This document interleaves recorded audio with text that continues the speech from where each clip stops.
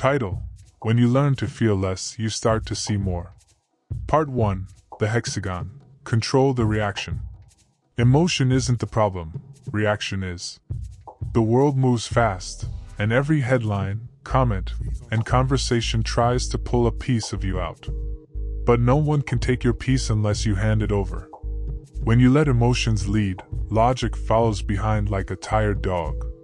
You say things you didn't mean, make moves you regret, lose days fixing what could have been avoided in seconds of patience. That's what lack of control costs: time, energy, and respect. The hexagon represents form. And form under pressure means this: don't let the first feeling become the final action. You can feel anger without being angry. You can feel fear without being afraid. It's the pause that separates you from the version of yourself that ruins good things. Stop trying to avoid feelings. You'll never win that way. Instead, learn to process them like a craftsman working steel. Heat, hammer, cool. That's emotional alchemy. It's not suppression, it's structure. Emotion is just energy. You decide what shape it takes. Start small. Traffic. Disrespect. Delays. Don't react first. Notice the pull, then breathe through it. That single breath is the difference between regret and command. People confuse calm with indifference. But calm isn't ignoring the fire, it's learning to stand near it without getting burned. The stronger your form, the closer you can get to chaos without losing yourself. That's control, not coldness, but composure. So before you speak, breathe. Before you post, pause. Before you respond, reflect. Every second you wait adds precision to your power. Emotional mastery isn't about feeling less. It's about knowing what deserves a reaction and what doesn't. It's about choosing clarity over impulse, purpose over noise. That's where respect begins, inside. That's the hexagon. Structure over surge. Control before correction. Because once you master the pause, the world stops moving you, you move it. Part 2: The Triangle. Turning emotion into fuel. You can't live without emotion. You just have to learn how to drive it instead of letting it drive you. Anger isn't evil. It's power. Fear isn't weakness. It's a signal.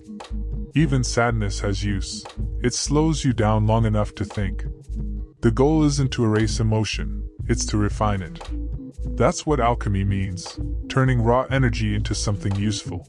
Most people let emotion run wild. They get offended, frustrated, jealous, and then they move like the emotion is in charge. That's how you end up making enemies out of moments. But when you learn to control it, emotion becomes rocket fuel. Anger sharpens focus. Fear increases preparation. Pain builds patience. They're all just forms of energy looking for direction. The triangle is fire under control. It burns away excuses. It forces you to ask better questions. Why am I angry? What's this teaching me? What's my next move? Emotion without reflection is chaos. Emotion with reflection becomes strength. Pressure shows you how much power you can handle. The more you can stay calm while everything burns, the more capable you become. It's not about being emotionless. It's about staying deliberate. Every person who loses control loses power first in their body. Their breathing changes. Their posture breaks. Their words get fast. Control starts in the body before it shows up in the mind. That's why training, physical or mental, isn't about the workout, it's about the rhythm. You breathe slow, your brain follows. When the fire rises, keep your breath steady. That's not a cliché, it's physics. Oxygen feeds fire. If you breathe too fast, you make it stronger. If you slow down, you shape it. Your calm becomes a command. People around you feel it. They start adjusting their tone, their pace, their energy. That's influence built from composure, not control. The world rewards reaction. It feeds off quick open. The world rewards reaction. It feeds off quick opinions and emotional outbursts. But mastery lives in the pause. That's where the triangle lives, in that thin line between impulse and execution. So the next time you feel the surge, don't fight it. Stand there. Breathe once. Ask what this emotion wants to build. Then decide if it deserves your energy. That's how fire turns into light. And that's the point. Emotion isn't your enemy. It's your oldest ally, once you learn its language. That's the triangle. Controlled heat. Purpose through pressure. Power without panic. Part 3. The circle. Stillness that sees everything. After you've built control and learned to work with emotion, what's left is stillness. Not the kind of stillness that hides from life, the kind that lets you see it clearly. The circle teaches that calm isn't the opposite of motion, it's motion understood. You can still move fast, but now you're deliberate. You can still feel deeply, but now you choose where that feeling goes. Think about a pond after rain. When it's rippling, it reflects nothing. When it settles, you see everything, trees, sky, yourself. That's your mind on a quiet day. Stillness doesn't come from silence around you. It comes from silence within you. When you stop arguing with every thought and start observing them, you realize most of them don't deserve a response. The moment you stop reacting to every emotion, your world slows down enough for you to think. Calm people aren't born that way. They're trained. They've been through enough chaos to recognize what actually matters. They've learned that peace costs attention to what you allow into your head and who you give your energy to. It's easy to look strong when everything's loud. Real strength is quiet, a steady heartbeat in the middle of noise. That's what makes presence feel heavy. People can sense when you're not moved by nonsense anymore.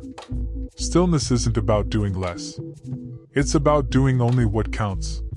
You don't waste motion, words, or emotion. You act, not react. You see, then move. Every time you choose to stay composed when someone else loses control, you're teaching yourself patience.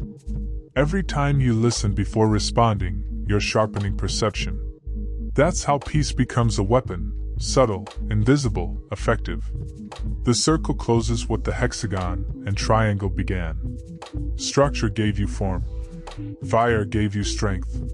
Now stillness gives you vision.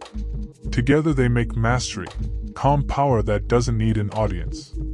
You won't always get it right. You'll slip, react, get pulled back into noise. That's fine. Return to breath. Return to stillness. You don't have to win every moment. You just have to notice faster each time you lose one. That's how awareness becomes automatic. That's how stillness sees everything. Control the reaction. Use the fire. Keep the calm. That's emotional alchemy, turning every feeling into focus. If this spoke to you, leave a like, share it, and subscribe. We build strength together, one pause, one breath, one return at a time. We remain.